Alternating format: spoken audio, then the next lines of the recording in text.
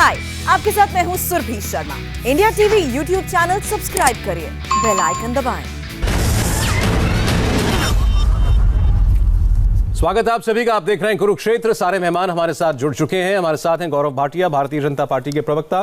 अपरूपा पोद्दार जी हमारे साथ हैं, तृणमूल कांग्रेस की सांसद हैं। स्वागत है अपरूपा जी आपका। और आलोक शर्मा जी कांग्रेस पार्टी से हमारे साथ हैं। आलोक जी आपका भी स्वागत है। आज का दिन बहुत महत्वपूर्ण है क्योंकि ममता बनर्जी की पार्टी ने अपने सारे उम्मीदवार घोषित कर दिया और उन्होंने खुद अपना कैंडिडेचर अनाउंस किया है नंदीग्राम से। उसको लेकर के बहुत चर्चा है और इस वक्त सबसे बड़ा टॉकिंग पॉइंट नंदीग्राम की सीट ही बनी हुई है। अपरूपा जी, अगर आपको मेरी आवाज मिल रही है, मैं चर्चा आपसे शुरू करना चाहता हूं। आप मुझे सुन पा रही हैं? थोड़ा सा जी अपरूपा जी, मेरी आवाज साफ मिल रही है आपको? जी हाँ जी। आज जैसा मैंने कहा, आपकी पार्टी ने सारे कैंडिडेट्स डिक्लेयर किए। मेरा सीधा सवाल है आपसे, ममता बनर्जी ने नंदीग्राम को चुना है क्यों? क्या इसकी वजह शुभेंदु अधिकारी है या कुछ और? सौरभ जी, सबसे पहले सबको नमस्कार कह के मैं अपना बात रखना चाहूंगी। देखिए, ऑल इंडिया तृणमूल कांग्रेस जो है एक इलेक्शन कमेटी बनाए हैं और उस कमेटी में 12 मेंबर्स हैं। चेयरपर्सन ममता बनर्जी है। हमारे जो कैंडिडेट की लिस्ट निकले हैं उसमें 50 महिला है। शेड्यूल का 68 सीट्स होने के बावजूद हम लोग 79 कैंडिडेट को चुना है। एसटी हम लोग 17 दिए हैं, माइनॉरिटीज 42। अब रहा बात बंगाल में, ममता बनर्जी जो नंदीग्राम से चुनाव लड़ेगी। ममता बनर्जी जब नंदीग्राम में पब्लिक मीटिंग करने गई थी, वहां पर पब्लिक का ये इच्छा था कि ममता बनर्जी नंदीग्राम से लड़े, क्योंकि नंदीग्राम और तरह तरह के आंदोलन से, सिंगूर हुआ, नेता युवा, इस तरह तरह का आंदोलन के माध्यम से ममता बनर्जी जो है लड़ाई करके, संघर्ष करके 34 बरस का सीपीएम का प्रशासन को हटा के लिए ममता बनर्जी 2011 में माटी मानुष को सरकार को स्थापित कर पाएंगे। तो ये नंदीग्राम का जो जनता है, नंदीग्राम का जनता ममता दीदी को चाहती है, इसीलिए जो है ममता दीदी वहां से कैंडिडेट हो रही है। और बंगाल में ममता बनर्जी ने शुरू से कहा है कि ममता बनर्जी का छवि से सब हम लोग जीत के आते हैं और हमारे जो 294 कैंडिडेट है, सबके ही चेहरा जो है ममता बनर्जी है, क्योंकि ममता बनर्जी हमारे पार्टी के लीडर है और उन्होंने बंगाल में डेवलपमेंट। ठीक है अपरूपा जी, ठीक है। आपने कहा जनता चाहती थी कि नंदीग्राम से चुनाव लड़े, नंदीग्राम चाहता था कि ममता बनर्जी वहां से चुनाव लड़े, इसीलिए उन्होंने उस सीट को चुना है। इस पर आगे और बात करेंगे गौरव भाटिया। लेकिन इससे ममता बनर्जी का काडर बड़ा उत्साहित है, जो हमें ग्राउंड से पता लग रहा है, क्योंकि एक उन्होंने सीधी चुनौती शुभेंदु अधिकारी के जरिए आपकी पार्टी को दी है। सौरभ जी, सभी दर्शकों को नमस्कार, पैनलिस्ट को और आपको भी। और मैं बताऊं कि ग्राउंड से हमें क्या पता चल रहा है। बंगाल की जनता कह रही है, ममता अब तुम में नहीं है क्षमता, हटो, कुर्सी खाली करो, भारतीय जनता पार्टी का कमल खिलने जा रहा है। और आप बताइए, हम कहते हैं परिवर्तन, सोनार बांग्ला, परिवर्तन तो शुरू हो गया ना सौरभ जी। ममता बनर्जी ने अपनी ही सीट बदल ली, परिवर्तित कर ली, तो परिवर्तन शुरू हो गया। और उसकी वजह क्या है? 2011 में ममता जी जब लड़ी भवानीपुर से तो 54,000 का अंतर था, 2016 में 25,000 का रह गया। और इसी कॉन्स्टिट्यूएंसी, असेंबली कॉन्स्टिट्यूएंसी में, लोकसभा में अगर आकलन किया जाए तो केवल 3,168 वोट रह गया। तो घबराना तो स्वाभाविक था। और शुभेंदु अधिकारी जी बंगाल के बेटे हैं, जमीन पर काम करते हैं और इसीलिए वो चुनौती दे रहे हैं ममता बनर्जी को। और ये सब जानते हैं कि खेला होबे ममता अकेला होबे, 2 मई आएगी, ममता बनर्जी जाएगी। दूसरी बात, आप ये बताइए, नंदीग्राम से ही तो उदय हुआ था सूर्य ममता बनर्जी का। ममता बनर्जी का सूर्य अस्त नंदीग्राम में ही होगा सौरभ जी, आप देख लीजिएगा। और मैं इतना चुनौती दे देता हूं, अपरूपा जी यहाँ पे हैं, अभी एक और कार्यक्रम में हम साथ थे, मैंने इनसे पूछा, आप ये बताइए अपरूपा जी, 3 बड़ी कंपनी 10 साल आपकी सरकार रही जिसने निवेश किया हो, और निवेश के आंकड़े देखिए। अभी मैंने जब कोशिश करी ना, तो इनकी एक वेबसाइट है, Bengal global business summit website, उसको डाउन कर दिया कि आंकड़े ही ना निकल के आए। लेकिन मैं भी बहुत बड़ा खोजू हूं, मैंने निकाल लिए, मैं दर्शकों से बांट देता हूं। 2019 में इन्होंने कहा 2,84,000 के MOU साइन हुए हैं, 84।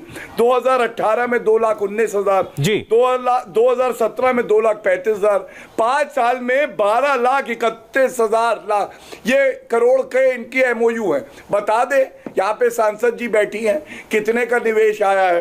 2015 में 2,43,000 करोड़ का था, ठीक है, 15 का बता दीजिए आज 6 साल। अच्छा ठीक है गौरव भाटिया जी, मैं आपकी इस बात का जवाब ले लूंगा। मुझे लगता है ये विषय आप किसी पुरानी चर्चा से लेकर के आ रहे हैं, लेकिन उसका जवाब आप यहां दीजिएगा अपरूपा जी। मैं एक कमेंट आलोक जी से ले लूं उसके बाद।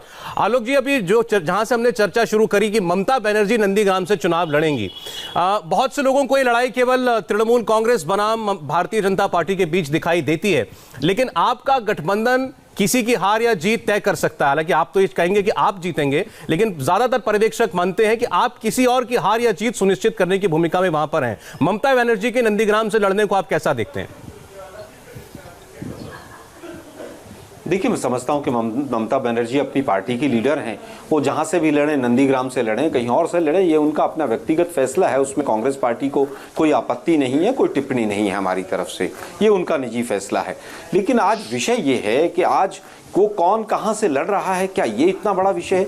आज का विषय तो ये है कि वेस्ट बंगाल के लिए जो बड़ी बड़ी बातें मोदी साहब और उनके तमाम लोग कर रहे हैं, मोदी साहब की सरकार 7 वर्ष हो गए आज आए हुए, 7 वर्ष में वेस्ट बंगाल के लिए क्या किया, गौरव जी बताकर जाएं और उसके नाम पर वोट लें। मुझे लगता है कि केवल दूसरों को आप गलत बताएं कि आज गई और आई, और ऐसा तो आप लोगों ने तमाम जो शब्दावली का इस्तेमाल था वो जम्मू कश्मीर में भी किया था, और उसके बाद क्या हुआ? अभी वो आंकड़ों की बात कर रहे थे बीजेपी के प्रवक्ता महोदय के, वो बहुत खोजी हैं। अरे भाई, NCRB के आंकड़े भी कभी खोज लीजिए आप जरा, गौरव भाटिया साहब, जरा वो कौन कौन से MOU चाइना के साथ हुए थे उनको भी खोज लीजिए, और जरा वो PM केयर्स फंड में कहां से पैसा आया है, चाइना की कौन कौन सी कंपनी ने दिया है, उसको भी जरा खोज लीजिए आप जरा। बेरोजगारी 45-46 वर्षों के हाईएस्ट पर है। आप परिवर्तन की बात करें, परिवर्तन तो हो ही रहा है ना। हरियाणा में इनकी 7 साल से सरकार है, 6 साल से लगभग, और एक जिले के अंदर पिछले 15 दिन में 24 मर्डर हो गए हैं, तो परिवर्तन तो हो ही रहा है ना। दिल्ली की क्राइम ब्रांच की रिपोर्ट आई है कि पिछले 3 साल में 300% जो गैर लाइसेंसी हथियार हैं वो देश की राजधानी में बढ़े हैं। मुझे लगता परिवर्तन तो हो ही रहा है। अब बंगाल चल दिए हैं ये, अब कह रहे हैं शुभेंदु अधिकारी वहां की मिट्टी का व्यक्ति है। अरे ये वही शुभेंदु अधिकारी होगा ना जिसके लिए बीजेपी ने प्रेस कॉन्फ्रेंस करके कहा था कि देखिए नोट की गड्डियां ले रहे हैं, लेकिन अब वो बीजेपी के वॉशिंग पाउडर से पूरी तरह से निकल कर आ गए हैं, वॉशिंग मशीन से। अब वो वहां की माटी मानुष और सोनार बांग्ला और पता नहीं क्या क्या हो गए हैं। 2 करोड़ रोजगार, और अब की बार तो टैक्स सरकार है, अब तो तनख्वाहें जो है केंद्र सरकार की टैक्स के माध्यम से दे रहे हैं। अगर टैक्स लगने बंद हो जाए तो तनख्वाह नहीं दे सकते। आप लोग वोट मांग रहे हैं। अच्छे दिन इस बार झूम के अच्छे दिन आ रहे हैं, 100 के पार। देखिए 391 पे जब गैस का सिलेंडर था तब तो वो धुआं लगता था, और अब जो है वो जब 870 पर चला गया वो धुआं, अच्छा, तो सुरमा लगने लगा। आलोक जी, एक इंटरेस्टिंग बात है, लेकिन इसमें आप पूछिए इनसे जो पूछना है, लेकिन इसमें इंटरेस्टिंग ये है कि चुनाव हो रहा है बंगाल के अंदर, बीजेपी को बंगाल में सत्ता में है ममता बनर्जी, और आपके सारे सवाल बीजेपी से हैं, और ये मोदीनामा पढ़ रहे हैं। आप बंगाल में, आप पूछे, मुझे एतराज नहीं है, लेकिन चुनाव तो बंगाल में है, और आप बंगाल में ममता बनर्जी के खिलाफ चुनाव लड़ रहे हैं, लेकिन आपके पास सारे सवाल बीजेपी के लिए क्यों है, ममता बनर्जी के लिए कोई सवाल नहीं है? देखिए पूरे के पूरे सवाल ममता जी से भी हम कर रहे हैं, ऐसा नहीं कि नहीं कर रहे हैं, लेकिन मुझसे पूर्व वक्ता महोदय ने इतनी लंबी चौड़ी फेररिस्ट दी थी, मैंने उसका उत्तर देना ठीक समझा। जहां तक ममता जी की बात है, हमने 5 साल मिलकर सरकार चलाई है, 42 MLA हमारे थे, उसमें 7 मंत्री हमारे थे, लेकिन जब जिस तरह से तमाम कुछ गुंडे एलिमेंट उसके अंदर घुसने लगे और सरकार ने संरक्षण दिया, हम दूर चले गए। आज TMC के तमाम वो लोग जो हैं भाजपा में चले गए। क्या आज वेस्ट बंगाल की जनता दोनों TMC और बीजेपी का जो गुंडाई चल रही है वहां पर 4 साल से, कभी वो उसको मार देता है, कभी वो उसको मार देता है, क्या इस नाम पर चुनाव होगा? क्या इस नाम पर वोट पड़ेगा? मुझे केवल ये बताइए कि मोदी सरकार ने वेस्ट बंगाल के लिए कौन सा? चलिए मैं आपकी बातों के जवाब ले लेता हूं दोनों से। आपने कहा आपने कहा बीजेपी ने बंगाल के लिए क्या किया, बीजेपी के प्रवक्ता बता दें। और पश्चिम बंगाल की सरकार गुंडागर्दी की सरकार है, यह आरोप है आपका। अपरूपा जी, आपकी पार्टी के लिए भी इन्होंने कहा कि गुंडा तत्व आपकी पार्टी के अंदर आ गए, यही आरोप बीजेपी भी लगाती है आप पे। देखिए, पहला बात तो मैं ये कहना चाहती हूँ कि 2021 के कुछ दिन पहले फरवरी में प्रधानमंत्री 22 तारीख को डनलप में आए, बहुत अच्छा बात है। लेकिन मैं ये आपके माध्यम से गौरव जी को कहना चाहती हूँ कि 2016 के विधानसभा में ममता बनर्जी ने बिल बाकायदा पास करके कहा, केंद्र सरकार के पास भेजा कि बंगाल सरकार डनलप और जेसॉप को खोलना चाहता है, हमें कॉन्सेंट दीजिए। आज तक केंद्र सरकार से ये फाइल प्रेसिडेंट ने साइन करके नहीं भेजा, वहां से उन्होंने हामी नहीं भरा। तो ये जो है इस तरह का जो बात है, ये नेशनल टेलीविजन में जानना, पूरा देश को जानने का जरूरत है कि ये लोग काम नहीं करते हैं, ये लोग जो है दंगा करते हैं। क्योंकि इनके खुद के प्रेसिडेंट दिलीप घोष कहते हैं कि बंगाल में हम लोग देख लेंगे, पुलिस का हाथ काट देंगे, पुलिस को पीटेंगे, पुलिस स्टेशन को जला देंगे। इस तरह का बयान दिलीप घोष, सायंतन बासु कहते हैं। वायलेंस हम लोग फैलाते हैं कि भारतीय जनता ये तो कहते हैं इनके 200 कार्यकर्ताओं की हत्या कर दी गई है आपके कार्यकर्ताओं के द्वारा। गोली मारो, ये तो कहते हैं इनके कार्यकर्ताओं की मौत हो रही है, हत्या की जा रही है। इस तरह के भाषा के प्रयोग भारतीय जनता पार्टी करते हैं। और रहा बात बंगाल हर जगह से सुरक्षित है और 16 सिटीज में से बंगाल को सेफेस्ट सिटी कहा गया है। आप देख लीजिए डाटा उठा के गौरव जी, आप हमारे साथ इसके पहले शायद एबीपी न्यूज में थे और आप कह रहे थे कि बंगाल में निवेश नहीं हुआ। बंगाल में छोटे स्मॉल इंडस्ट्री, कॉटेज इंडस्ट्री का कितने निवेश हुआ देखिए। और आप लोग जिस हिसाब से गैस का दाम बढ़ा रहे हैं, जिस हिसाब से पेट्रोल का प्राइस बढ़ा रहे हैं, आने वाले दिन में जनता इसका जवाब देंगे। जिस तरह, क्योंकि ये दोनों का प्राइस अगर 2-3 बातें घटी हो गई, उनका जवाब जरा गौरव भाटिया देते हैं। आलोक जी भी बोले इनके ऊपर, आपने भी आरोप लगाए हैं। चलाने में दिक्कत होता है उन लोगों को। आपने बंगाल के लिए क्या किया पिछले 7 साल से? केंद्र में आप हैं, गौरव भाटिया, इसका जवाब दीजिए। आप पर आरोप बंगाल में हिंसा का लगा रही हैं अपरूपा जी। इंडिया के पीछे क्या रहस्य था, ओके मैम, समझ में आ गया। आप जवाब ले लीजिए मैम। मतलब है कि उजाला से पहले गैस देंगे, बाद में चूल्हा में खाना पकाएंगे। क्योंकि अब मैं आपकी बात का जवाब ले लेता हूं मैम, प्लीज। आपको मेरी आवाज शायद साफ मिल नहीं रही है जी। गौरव भाटिया बोलिए। धन्यवाद। देखिए, पहले तो क्या विकास केंद्र सरकार ने किया है, मेरी चुनौती जो है इन्होंने स्वीकार नहीं करी, बताया नहीं। ये जो 12 लाख करोड़ का निवेश के MOU साइन हुए थे 2015 से लेके अब तक, क्या हुआ इसमें नहीं बताया, कोई बात नहीं। लेकिन कांग्रेस के प्रवक्ता की पहले बात का उत्तर देने के बाद मैं कुछ चीजें कहूंगा। क्या विकास किया मैं बताता हूं। 3,59,000 करोड़ रुपए पश्चिम बंगाल को पिछले 5 वर्ष में नरेंद्र मोदी जी की सरकार ने दिया है। अभी बजट आया, चाय के बागान में जो मजदूर हैं उनके लिए 1,000 करोड़ रुपए अलग से रखा। आपदा आई, अम्फान साइक्लोन की 2700 करोड़ दिया और ममता बनर्जी उसको यूज नहीं कर पाई और कलकत्ता हाईकोर्ट ने फटकार लगाई और जांच के आदेश दिए तो सर्वोच्च न्यायालय गई कि ये जांच रोकी जाए। क्यों रोकी जाए? रुपए कैसे इस्तेमाल किए बंगाल की जनता की ये बताइए। चौथी बात, वैक्सीन जब पश्चिम बंगाल पहुंचा, आप जानते हैं चाहे भाजपा शासित राज्य हो चाहे नहीं हो, वैक्सीन बराबर से हर प्रदेश को पहुंचा, ये हमारी प्रतिबद्धता है। सिद्दीकुल्ला चौधरी ने वहां पे ट्रक रोक दिया, ये विकास है। PM किसान सम्मान निधि 75 लाख किसानों को फायदा होता पश्चिम बंगाल के, इन्होंने रोक दी। हमने वादा किया है कि हमारी सरकार बनेगी 2 मई के बाद और हम सभी किसानों को पुरानी किस्तें भी देंगे। और आयुष्मान योजना का लाभ इन्होंने बंगालियों तक पहुंचने नहीं दिया, बंगाल की जनता तक नहीं पहुंचने दिया। अब मैं आता हूं कांग्रेस पार्टी में। देखिए, आप याद करिए, कांग्रेस आई को याद किया जाता है इंदिरा गांधी की वजह से, और कांग्रेस आई इंदिरा गांधी, कांग्रेस गई राहुल गांधी की वजह से। अरे हमें छोड़िए, हमारी बात मत करिए। G23 के नेता आनंद शर्मा जी ने क्या कहा? उन्होंने कहा ये जो अब्बास सिद्दीकी हैं जो दुआ करते हैं 50 करोड़ हिंदू मर जाएं कोविड में, उसके साथ आपने समझौता किया है ISF के। आप मुझे बताइए, अपने वरिष्ठ नेताओं की तो बात मानिए। और दूसरी बात, भिखारी पार्टी कटोरा लेके लेफ्ट से समझौता कर रही थी, अरे मुझे भीख में 100 सीटें दे दो, नहीं दी। अब इनकी ये राजनीतिक हैसियत है, पहले लोकसभा चुनाव में 6 सीटें आई, फिर 4 आई, फिर 2 आई, और अब 0 की तरफ अग्रसर है। हम दो, हमारे 2 वैगनआर बुलाओ, गांधी परिवार को बैठाओ। आप कह रहे हैं कि पश्चिम बंगाल के चुनाव में कांग्रेस पार्टी इररिलेवेंट हो चुकी है। 1 मिनट, आलोक जी आप पहले जवाब दीजिए।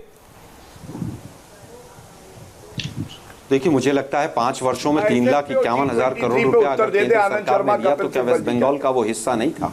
क्या वेस्ट बंगाल जो है वो हिंदुस्तान का एक राज्य नहीं है? क्या नीति आयोग से उसका शेयर नहीं है? क्या डायरेक्ट टैक्स, इनकम टैक्स से उसका शेयर नहीं है?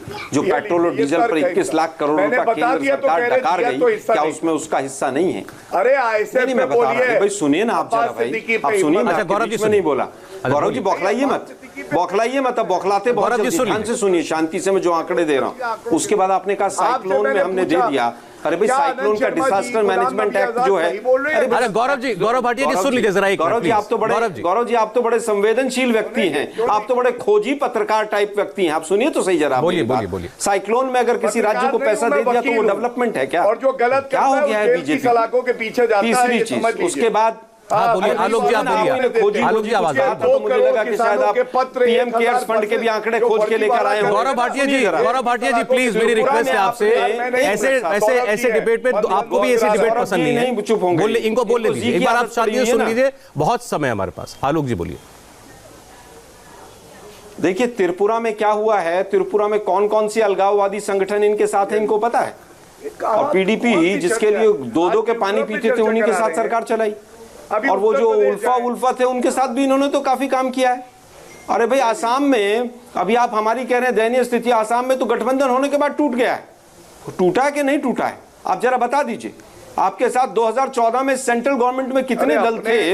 अकाली और शिवसेना जैसे आपको छोड़ के चले गए, क्योंकि आप छोटे दलों के कंधे पे पैर रख के और गर्दन दबा देते हैं उनकी। अरे आलोक जी, हम अगर बंगाल की बात करें, बंगाल की हम बात करें, बंगाल में ये हकीकत है जमीन की कि आप इस वक्त चौथे नंबर की पार्टी। सौरभ जी, मैं बंगाल की बात करना चाहता हूं। सौरभ जी सवाल पूछे थे कि भाई एक योजना का नाम बताओ कि भाई ये केंद्र सरकार ने वहां पर बना दी। गौरव जी बड़े विद्वान व्यक्ति हैं, एक सेंट्रल स्कूल का ही नाम बता जाओ यार, हमें तो बहुत अच्छा लगेगा कि केंद्र सरकार ने सेंट्रल स्कूल बना दिया वहां पर। सेंट्रल यूनिवर्सिटी नहीं बता दिया, मैं एयरपोर्ट भी नहीं पूछ रहा है, मैं तो पूछ रहा हूं कोई छोटा मोटा कोई बस अड्डा बना दिया, उसका नाम बता दीजिए आप मुझे। छोटा मोटा बताइए जरा, कोई एक 50 बेड का हॉस्पिटल केंद्र सरकार ने बना दिया, उसका नाम बता दीजिए। 3 लाख। अच्छा आलोक जी तो नहीं पता होगा। आलोक जी, मैंने पहले भी ये कहा था, ये विचित्र बात है, ये विचित्र बात है कि ये सारे सवाल जो आप इनसे पूछ रहे हैं, बस अड्डा बना दिया, स्कूल बना दिया, क्या बना दिया, ये सवाल इनसे पहले ममता बनर्जी से क्यों नहीं पूछा जाना चाहिए? ये इस सवाल का जवाब पहले कौन दे? ममता बनर्जी से पूछा जाना चाहिए। कोई व्यक्ति 10 साल से आप राज्य का चुनाव लड़ते हैं, क्यों नहीं पूछा? आप किसी राज्य में जाकर चुनाव लड़ेंगे, आप उस राज्य की सरकार से सवाल पूछेंगे कि नहीं पूछेंगे? ये बार बार बड़ा विचित्र लग रहा है। सौरभ जी, बिल्कुल ममता बनर्जी जी से सवाल पूछे जाएंगे। हाँ, नहीं, विचित्र नहीं है सौरभ जी। बीजेपी क्लेम कर रही है कि हम तो सरकार बना रहे हैं वहां पर हिंदू मुस्लिम करके। दुर्भाग्य इस बात का है। मुझे लगता है कि जिस तरह से टीएमसी से सवाल पूछे जा रहे हैं, वैसे बीजेपी से भी पूछे जाने चाहिए। बिल्कुल पूछे जाने चाहिए। कहां का विकास कराया? आपको लगता है गलत मुद्दों पर चुनाव लड़ रहे हैं, आप वो पूछिए। और उत्तर प्रदेश के 10 साल अगर किसी पार्टी ने किसी राज्य में शासन किया हो, ये प्राइमरी रिस्पॉन्सिबिलिटी उस शासन करने वाली पार्टी की है कि अपने काम का हिसाब दे। 7 साल अगर केंद्र की सरकार के हो जाए सर, जब केंद्र की सरकार का चुनाव होगा तो आप इनसे सब कुछ पूछिएगा। आपने राज्य में क्या किया है? अगर ये अगर देश के देश का हर राज्य का हर नेता अगर ये कहने लगे, केंद्र सरकार ये बता दे कि हमारे लिए स्पेसिफिकली क्या हुआ। केंद्र की नीतियां पूरे देश को लेकर के बनती हैं और आप उससे ज्यादा जानकार हैं इन मामलों के। केंद्र का अगर नहीं, आप सौरभ जी कह रहे हैं कि केंद्र से तो सवाल ही नहीं पूछे जाने चाहिए। मैं नहीं कह रहा हूं ये, लेकिन मुझे हैरानी इस बात पे हो रही है कि एक राज्य में 10 साल से एक पार्टी सत्ता में है और आपके सारे सवाल उस पार्टी से हो रहे हैं जो वहां पर उसके खिलाफ चुनाव लड़ रही है। तो मोदी जी जाकर बड़े बड़े भाषण क्यों दे रहे हैं? मोदी जी तो जाकर ममता जी राज्यों में से सवाल विकास कर का रहे हैं। वादा क्यों कर रहे हैं, झूठा वादा? नरेंद्र मोदी और उनकी पार्टी तो ममता बनर्जी से सवाल कर रही है। आप इलेक्शन लड़ रहे हैं, ममता बनर्जी के खिलाफ सवाल पूछ रहे हैं नरेंद्र मोदी से 7 साल के बाद भी। अच्छा एक मिनट, अपरूपा जी अब आगे बीच में शायद डिस्कनेक्ट हो गया था फोन उनका। जी अपरूपा जी, आपने गौरव भाटिया की बात सुनी होगी। हाँ सौरभ जी, देखिए अभी इलेक्शन है तो बंगाल पर ये लोगों का फोकस इसलिए है क्योंकि जितने भी छोटे छोटे पार्टियां थे, इन लोगों के सहयोगी थे, सब आस्ते आस्ते छोड़ के जा रहे हैं। तो ये जितने भी नेता मंत्री, केंद्रीय मंत्री है, देखिए जो देश का केंद्रीय मंत्री है उनको देश का ध्यान रखना चाहिए कि नहीं, इन लोगों को बंगाल में सत्ता लेने के लिए है, क्योंकि उन लोगों को पता है कि बंगाल में इतना आसानी से सत्ता नहीं लिया जा सकता, क्योंकि ना इन लोगों के पार्टी मेंबर्स लोग सही से होमवर्क करके आते। कभी के बंगाल के क्रिश्चियन संस्कृति से इन लोगों का दूर दूर से वास्ता नहीं है। कोई कहते हैं कि रविंद्रनाथ जी का जन्म स्थान शांति निकेतन है, जहाँ वो जोरासांको में जन्म लिए हैं। आप कोई विद्यासागर का मूर्ति तोड़ते हैं। तो ये लोग जो है, और ये कह रहे हैं कि बंगाल में भूमिपुत्र है शुभेंदु अधिकारी, मतलब तृणमूल कांग्रेस से इन लोगों को, तृणमूल कांग्रेस आंदोलन करके आए हैं, लेकिन बीजेपी तो आंदोलन नहीं किया अभी बंगाल में। ये लोग तो ये लोगों के पास तो अपना कोई नेता है ये नहीं, अब इसीलिए बाहर से इन लोगों को नेता लाना पड़ रहा है, इस तरह का झूठा बात कहना पड़ रहा है। अभी तक तो उन्होंने ये नहीं बताया गौरव जी ने कि जब जेसप कारखाना के लिए बंगाल ने 2016 में ऑलरेडी बिल पास कर दिया, क्यों नरेंद्र मोदी जी ने नहीं पास किया? यहाँ पर तो लाखों का एम्प्लॉयमेंट फिर से हो सकता था। लेकिन ये बात मैं आपके माध्यम से नेशनल टेलीविजन में कहना चाहूंगी, आज भी कारखाना बंद है, लेकिन ममता बनर्जी हर एम्प्लॉय को 10,000 रुपया दे रहे हैं। जो लोग एम्प्लॉय जिनका एम्प्लॉयमेंट खत्म हो गया उनको पेंशन दिया जा रहा है, लेकिन केंद्र सरकार से सहायता नहीं मिल रहा है। अच्छा, ठीक है। केंद्र और राज्य को तो एक साथ काम करना चाहिए, राजनीतिक लड़ाई राजनीतिक जगह पर होना चाहिए। और बंगाल में इन्होंने कभी भी सहायता का हाथ नहीं बढ़ाया है। जब बंगाल में हेल्थ फ्री ममता बनर्जी दे रही है तो फिर क्यों हम आयुष्मान? दरअसल ये आरोप दोनों तरफ से लगते हैं। आप कह रही हैं कि इन्होंने आपकी सहायता नहीं की, ये कहते हैं कि हम सहायता देते हैं, वो लेना नहीं चाहते, हमारी स्कीमें आप अपने लागू नहीं करना चाहते, किसानों को ये लोग पैसा देना चाहते हैं, वो आप लोग नहीं देने देते। 68 लाख लड़की को सुविधा मिल रहा है, लेकिन बेटी बचाओ बेटी पढ़ाओ तो सिर्फ एक ऐड और कैंपेन रह गया। और ये जो कांग्रेस, सीपीएम और अब्बास सिद्दीकी एक हुआ है, ये तो बीजेपी के बी टीम है ताकि ममता बनर्जी का वोट काटे, लेकिन ऐसा नहीं होगा। और एक मैं बात बता दे रही हूँ, और हाथरस में, अब यूपी में क्या हुआ बताइए? आज हाथरस में उन्नाव में जो हुआ, वो लड़की लोग चीख के इंसाफ मांग रही है। चलिए ठीक है, मैं जवाब लेता हूँ। ये बात भी उठी कि योगी आदित्यनाथ प्रचार करने के लिए बंगाल जा रहे हैं, उनको अपने राज्य में लॉ एंड ऑर्डर पर फोकस रखना चाहिए। गौरव भाटिया, आपने दोनों की बातें सुनी। तृणमूल की जो नेत्री हमारे साथ हैं, वो ये कह रही है कि आप सौतेला व्यवहार करते हैं पश्चिम बंगाल के साथ, मिलजुल कर काम नहीं करते, आपकी वजह से बंगाल की जनता को और लाभ मिल सकता है, वो नहीं मिल पाता। देखिए सौरभ जी, सबसे पहले तो ये विचित्र चुनाव है कि कांग्रेस के प्रवक्ता जो सत्तारूढ़ पार्टी है उस पे एक सवाल नहीं कर रहे हैं, वो पूछ रहे भारतीय जनता पार्टी से, और मैंने इनके प्रश्न का उत्तर दिया, आंकड़ों के साथ दिया, उसके बावजूद पूछने दीजिए। लेकिन तत्परता क्या होती है, प्रतिबद्धता क्या होती है, मैं उदाहरण देता हूँ। हमारे जो वरिष्ठ नेता हैं नरेंद्र मोदी जी, राष्ट्रीय अध्यक्ष जेपी नड्डा जी और अमित शाह जी करीब 16 दौरे नवंबर से लेके अब तक कर चुके हैं पश्चिम बंगाल के। क्या आपने राहुल गांधी को देखा है वहां गए हों? नहीं गए हैं। अभी उनको अपनी कुंभकर्णी नींद से उठना है और उसके बाद जाके जनता से बात करनी है। मैंने सवाल किया टीएमसी की प्रवक्ता से, निवेश बताइए 12 लाख करोड़ के आसपास आपने एडवर्टाइज किया, आपकी वेबसाइट डाउन है, क्यों डाउन कर दी गई है? इन्होंने उत्तर नहीं दिया। मैंने कांग्रेस के प्रवक्ता से एक सवाल पूछा, मैंने इनसे जो भी सवाल पूछा इन्होंने उत्तर नहीं दिया। अब मैं एक बात बताता हूं, देखिए अम्फान साइक्लोन आया, अगर आपदा के समय में हम खड़े थे साथ में, हमने फंड्स भेजे सेंट्रल गवर्नमेंट में, बंगाल की जनता हमारी जनता है, लेकिन ये हमें बाहरी बुलाते हैं। सौरभ जी आप बताइए, संविधान पढ़ा होता ममता बनर्जी ने, क्या कोई भारतीय बाहरी हो सकता है भारत की भूमि पे? क्या ये कहना उचित है कि आप बोले कि मैं थप्पड़ मारूंगी नरेंद्र मोदी जी को? नरेंद्र मोदी जी नरमस्तक होके कहे कि ये मेरी दीदी का आशीर्वाद है, आप कहें मैं गुलाब जामुन रसगुल्ले भेजूंगी कंकड़ वाले।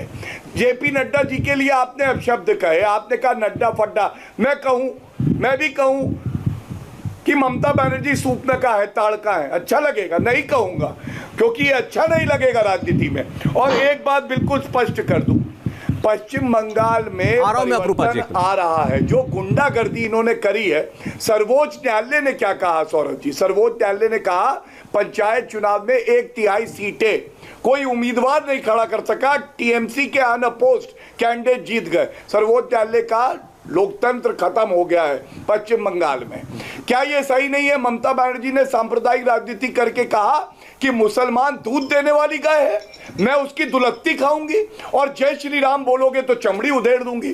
तो ठीक है, रिस्पॉन्ड कर रही हैं अपरूपा जी, फिर आलोक जी आ रहा हूं आपके पास। अपरूपा जी, जय श्री राम बोलूंगा, बात बोलूंगा, क्योंकि जय श्री राम जब बोलते हैं, प्रभु राम हमारी आस्था का विषय है, हमारा सम्मान है। चलिए, मैं आपको जवाब दे रही हूं आपकी बात का। अपरूपा जी बोलिए।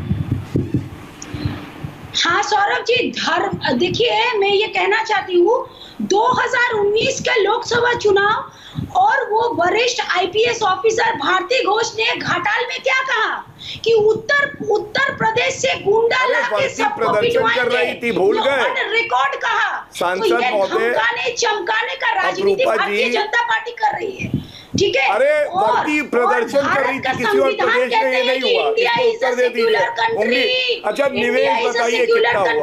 मैं आपसे फिर से पूछूंगा, बार बार पूछता रहूंगा। 12 लाख करोड़ से ज्यादा के एमओयू साइन किए, निवेश बताइए कितना हुआ? क्या 3 कंपनी केवल बता दीजिए जो आई है पश्चिम बंगाल में 10 साल में, 3 कंपनी।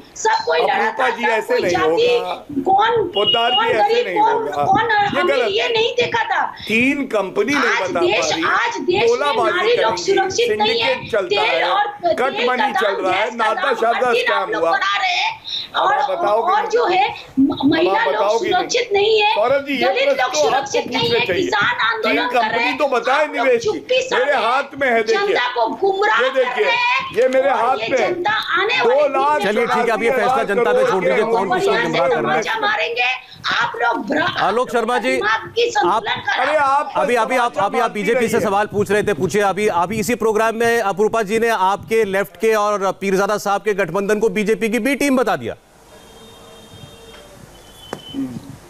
देखिए, मैं समझता हूं कोई भी राजनीतिक दल किसी को भी बी टीम बता सकता है, लेकिन उसका कोई तथ्य और आधार होना चाहिए। बीजेपी और लेफ्ट के पिछले 100 साल के रिलेशन कैसे हैं वो जानता है देश। कांग्रेस और बीजेपी के 100 साल के रिलेशन कैसे हैं बीजेपी से और आरएसएस से पूरा देश जानता है। दिक्कत यह है कि इन दोनों ने बंगाल की जनता को ठगा है। ना उन्होंने रोजगार दिया, ना इन्होंने रोजगार दिया। उनसे सवाल पूछो तो वो उनसे सवाल पूछेंगे, और मीडिया के साथ ही केवल लड़ाई इन दोनों की दिखाएंगे। हम साइलेंटली अपना काम कर रहे हैं। मैंने दोनों से सवाल पूछा, लेकिन किसी के पास उत्तर नहीं है। हम पूछ रहे हैं भाई कौन कौन से बड़े उद्योग आए, बेरोजगारी क्या हुई। अभी कोरोना के समय में पलायन का इतना बड़ा तांडव था पूरे देश में, कितनी ट्रेन जो है वो मोदी साहब ने फ्री दी, और कितनी बस जो है ममता बनर्जी ने फ्री चला दी वहां पर। अरे भाई, आप लोग जब बस और ट्रेन पलायन करने वाले मजदूरों को नहीं दे सकते हैं तो आप किस मुंह से वोट मांग रहे हैं? 10 साल हो गए ममता बनर्जी जी को वहां बैठे हुए। ममता बनर्जी से पूछना चाहता हूं मैं कि आज तक आपने कितने रोजगारों का सृजन किया है, कितने हॉस्पिटल्स बनाए हैं? वही कोलकाता था कि जिसके अंदर एक वो पुल गिर गया था तो मोदी जी ने पूरा तांडव कर दिया था। आज तमाम जगह पुल गिर रहे हैं, बस की बस नदी में बह रही हैं जहां पर बीजेपी शासित प्रदेश हैं। तो क्या उत्तर देंगे बीजेपी और तृणमूल? कोई उत्तर नहीं देगा। अभी तो देखिएगा, थोड़े दिन में पाकिस्तान की एंट्री हो जाएगी। अभी जय श्री राम की एंट्री इन्होंने चुनाव में कराई है, अभी थोड़े दिन में पाकिस्तान की एंट्री हो जाएगी और पाकिस्तान के नाम पर वोट मांगने लगेंगे। अरे भाई, वो क्या हुआ पुलवामा का, उसकी रिपोर्ट कहां है? सार्वजनिक कीजिए ना आप लोग। अभी देशभक्ति का पाठ मोदी जी वहां पर पढ़ाएंगे पूरे देश को, वहां पर बैठकर। ये नहीं बताएंगे 350 किलो आरडीएक्स कहां से आया था। आप कह रहे हैं कि साहब 16 बार मोदी जी वहां चले गए। अरे भाई, 6 महीने 4 महीने में तो गए 16 बार। उससे पहले 4.5 साल में कितनी बार गए? 0 बार। कितने वहां पर उद्घाटन किया आपने? 0। कितने एयरपोर्ट बनाए? 0। प्रवक्ता किस कोई काम नहीं किया। छुटमुटिया नहीं, अभी आपने कहा 16 बार गए, अभी 20 बार और जाएंगे। आलोक जी, चुनाव खत्म होने तक 20 बार प्रधानमंत्री को और दौरा करना है और सभा करनी है बंगाल में। इतना और अपूर्वा जी 7 तारीख को 16 बार गए, 7 तारीख को कोलकाता में प्रधानमंत्री की एक रैली होने जा रही है। बीजेपी के नेताओं ने ये कहा है। आलोक जी एक मिनट, आपने अच्छा याद दिलाया प्रधानमंत्री के दौरों का। परसों कोलकाता के परेड ग्राउंड में जो सभा होनी है उनकी, बीजेपी ये कह रही है ये पश्चिम बंगाल के इतिहास में आज तक की सबसे बड़ी सभा होगी। बड़ी उम्मीदें उस सभा से बीजेपी को। देखिए, मुझे लगता है अपूर्वा जी है कि हाँ सौरभ जी, हेलो, हाँ सौरभ जी, और आलोक जी, मैंने अपूर्वा जी से पूछा था जब उन्होंने सवाल भाजपा पे उठाया पर जो है ना एक सीबीआई ईडी और इनकम टैक्स वाला भी बैठाना चाहिए। सवाल भाजपा पे उठाया ना, तो बीजेपी के तमाम लोग हैं वो। आ रहा हूं गौरव जी, आ रहा हूं। पूरा पैसा नोटबंदी का। आलोक जी एक मिनट जरा मैं अपूर्वा जी से एक उत्तर लेना चाहता हूँ। अपूर्वा पोद्दार जी आप बोलिए। आलोक जी एक मिनट, गौरव जी एक मिनट, सांठगांठ हो रखी है। गौरव जी एक मिनट बोलिए अपूर्वा जी। हाँ सौरभ जी, देखिए बंगाल में डेमोक्रेसी को हम लोग हमेशा by the people for the people of the people हम लोग मानते हैं और सबके लिए वेलकम हम लोग करते हैं।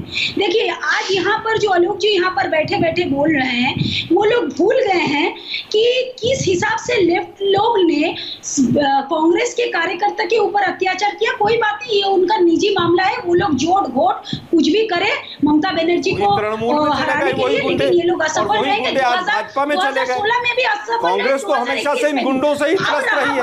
बड़ी मुश्किल से लेफ्ट से निकाल के तृणमूल में भेजे थे और तृणमूल से निकल के वो भाजपा में चले गए। जब आ रहे हैं तो यहाँ पर बीजेपी जो है, बीजेपी का दूसरे राज्य से ये लोगों का जमीन खिसक गया है। अब जो है ये लोग सोच रहे हैं कि अगर हम लोगों को कहीं पर शरण लेना है तो देख रहे हैं बंगाल में क्या परिस्थिति है। देखिए बंगाल में कभी झारखंड से, कभी त्रिपुरा से, दूसरे नेबरिंग स्टेट से ये लोग लाके जो है उस ब्रिगेड को ये करेंगे। अच्छा। लेकिन ये लोग बाहरी लोग को लाके ब्रिगेड भराने का कोशिश करेंगे। लेकिन आने वाले दिन में वोट किसको देंगे? बांग्ला निजेर में के ही वोट देवे ममता बनर्जी को। ये बंगाल का जनता ठीक इसलिए करके रखा है क्योंकि आप बताइए ना, ममता बनर्जी ने कौन कौन सा विकास किया? आप केवल बंगाली अस्मिता के ऊपर वोट क्यों मांग रहे हैं? आप बताइए, 10 साल हो गए हमारी सरकार ने। अच्छा ठीक है, अपूर्वा जी, गौरव भाटिया जी, अपूर्वा जी कह रही है कि ब्रिगेड ग्राउंड को भरने के लिए आप पड़ोसी राज्यों से लोग लाएंगे और तो और आपके अपने कार्यकर्ता भी ममता बनर्जी को वोट करेंगे जब वोट करने का दिन आएगा। गौरव भाटिया, मैनिफेस्टो को। गौरव भाटिया देखिए, समय थोड़ा दे दीजिएगा। जब दो पार्टी प्रहार भारतीय जनता पार्टी पे कर रही हैं, हमसे सवाल पूछ रही हैं, तो उत्तर भी हमें देने का मौका मिलना चाहिए। बोलिए। पहले तो बेरोजगारी की बात कर ली। आज पश्चिम बंगाल छोड़ उत्तर देने का मौका क्यों नहीं मिलेगा? मोदी जी ने कहा था गैस के सिलेंडर को शांत करवाइएगा। आपका क्या कहना है? अपूर्वा जी और आलोक जी एक मिनट, जरा इनको मौका दीजिए जवाब देने का। उनको पहले लग रहा है कि उनको टाइम नहीं मिल रहा। एक सेकंड, जरा सा इनको मौका, उनको जरा जवाब देने दीजिए। बोलिए। तो सबसे पहले तो देखिए, पश्चिम बंगाल छोड़ के कांग्रेस के प्रवक्ता ने सब कुछ बोल दिया। ये नहीं बताया अब्बास सिद्दीकी से समर्थन क्यों। अरे अपनी टांगी नहीं है, केचुए की तरह पार्टी है, बिना टांगों के अब्बास मैंने कहा आपका यहाँ पर साथियों पे चलती है। आपकी हालत है बेरोजगारी में, आपको जानकारी तक नहीं है। शांत कराइए, आपने 45 साल तक शांत कराइए, तुरंत प्लीज शांत कराइए। पप्पू के प्रवक्ता को यहाँ पर ऐसे नहीं बोलेंगे, कोई जाहिल गवारों से चर्चा। आलोक जी समय बहुत ज्यादा नहीं है, इनकी बात पूरी आ जाने दीजिए। एक मिनट, आलोक शर्मा जी प्लीज बोलिए। अरे पप्पू के प्रवक्ता को चुप कराइए, यहाँ पे बदतमीजी सहने नहीं आया। गौरव भाटिया आप बोलिए। क्यों करते? 7 साल हो गए। गौरव भाटिया आप बोलिए। आलोक जी एक मिनट प्लीज, एक मिनट। गौरव भाटिया की आवाज आए। क्या ये नुक्कड़ सभा है? क्या गुंडे आए हैं? चिल्लाइए, आप बोलिए। धन्यवाद। हाँ देखिए, बातों में इन्होंने बेरोजगारी की बात कर दी, तो इनको यह भी नहीं पता है सीएमआई का डेटा देख लीजिएगा। 17% बेरोजगारी राजस्थान में है, उत्तर प्रदेश में इससे 3 गुना कम, गुजरात में कम, उत्तराखंड में कम। यह आपको जानकारी नहीं है। दूसरी बात, ठगना क्या होता है? अरे महाठगबंधन के सबसे बड़े ठग्गू आप बताओ कि ठगना क्या होता है? कर्नाटका में ममता बनर्जी, राहुल गांधी, सोनिया गांधी के साथ एक मंच पे थी, और आज आप हमें बता रहे हैं कि अब बीच में ना बोले, प्लीज चुप कराइए। और मैं भी कंप्लीट कीजिए, कंप्लीट कीजिए। शांत कराएंगे तब मैं अपनी बात। गौरव जी आपकी बात कही, आपकी बात आ रही है, बोलिए आप। नहीं आता हूं मैं, आपकी बात आ रही है, आप बोलिए। रोज खाए। हाँ धन्यवाद। अब मैं हर किसी के अगर एक शब्द बोलने पर रोकने लगा तो मैं यही करता रह जाऊंगा पूरे प्रोग्राम में। ठग्गू, बोलिए। हाँ नहीं ठीक है, सबसे बड़े ठग्गू अगर कोई है तो कांग्रेस पार्टी है। और आपने देखा था 15 लाख प्रियंका वाड्रा डुबकी लगा रही थी, स्मार्ट सिटी वेस्ट बंगाल को मिली। राहुल गांधी समुद्र में डुबकी लगा रहे थे और पार्टी कटर में जा बंगाल को मिली। ये सब जानते हैं। और ये कह रहे थे हम सन्नाटेदार पार्टी है हमारी, हम चुपचाप चुनाव लड़ते हैं। अरे 6 से 4, 4 से 2 के बाद 0 आएगा। पहाड़ा बता रहा हूं 2 का। और इतना सन्नाटे से ना लड़ा करो कि लोग कहे कि मर गए हो। सीखिए, इतना सन्नाटा क्यों है भैया? सांसें तक नहीं पता चलती है मृत पार्टी कांग्रेस की। और अब मैं बात करता हूँ टीएमसी की। शांत हो जाइए, शांत होइए, छोड़िए, चुप करिए, चलिए। अब मैं बात करता हूँ टीएमसी की। इन्होंने कहा बाहरी, अगर टैक्स तो बहना मैं आपसे एक बात कहूंगा, भारत पे किसी नागरिक को कभी बाहरी ना कहना। अगर बाहरी कहा तो पश्चिम बंगाल की जनता और पूरे देश की जनता ऐसा सुपड़ा साफ करेगी, ममता बनर्जी का पता नहीं चलेगा। दूसरी बात, रोहिंग्या तो तुम्हारे लिए भारतीय है, जो कि नागरिक भी नहीं है, उनके लिए तो ममता बनर्जी लड़ जाती है, यूटर्न मार लेती है 2005 के बाद। और हम भारतीय नागरिक बाहरी हैं। तीसरी बात, डेमोक्रेसी। ये देखिए सर्वोच्च न्यायालय ने क्या कहा था, democracy not working panchayat level in Bengal. ये देखिए सुप्रीम कोर्ट। चलिए गौरव भाटिया जी, समय मेरे पास इतना ही था, आपकी बात आ गई। आलोक शर्मा जी, अपरूपा पोद्दार जी, गौरव भाटिया जी, आप तीनों का धन्यवाद करेंगे आज कुरुक्षेत्र में शामिल होने के लिए। आज एक बड़ा पड़ाव था इस चुनाव में, जब एक पार्टी ने अपनी सारी सीटें घोषित कर दी। भारतीय जनता पार्टी की पहली लिस्ट भी आज देर शाम आ सकती है, ऐसी उम्मीद की जा रही है। लेकिन नंदीग्राम से चुनाव लड़ने का ऐलान करके ममता बनर्जी ने एक बड़ी चुनौती कबूल भी की है और भाजपा को दी भी है कि वो इस वक्त बीजेपी के सबसे बड़े लोकल स्टार यानी शुभेंदु अधिकारी से मुकाबला करने के लिए तैयार है। इससे उनके पार्टी के कार्यकर्ताओं का उत्साह भी बढ़ेगा। लेकिन ये चुनाव इस सबसे बहुत बड़ा है। 7 तारीख यानी कि परसों कोलकाता में प्रधानमंत्री की एक विशाल जनसभा होगी और यहीं से दरअसल नरेंद्र मोदी इस चुनाव की लकीर खींचना शुरू करेंगे, नैरेटिव सेट करना शुरू करेंगे। और चुनाव में जीतता वही है जो अपने मुद्दे को चुनाव का असल मुद्दा बना पाता है। तो ये थी सियासत की सबसे बड़ी खबर। अगली बड़ी खबर मुंबई से है, जिसे सुनकर बड़े बड़े नेता भी आज हिल गए। इस खबर की चर्चा मुंबई विधानसभा में भी हो रही है। इस पर पूरी डिटेल सुरभि शर्मा के साथ। हाय, आई एम सुरभि शर्मा। खबरों से अपडेट रहने के लिए India TV YouTube channel subscribe करिए, साथ में बेल आइकन जरूर दबाएं। जुड़े रहें इंडिया टीवी के साथ।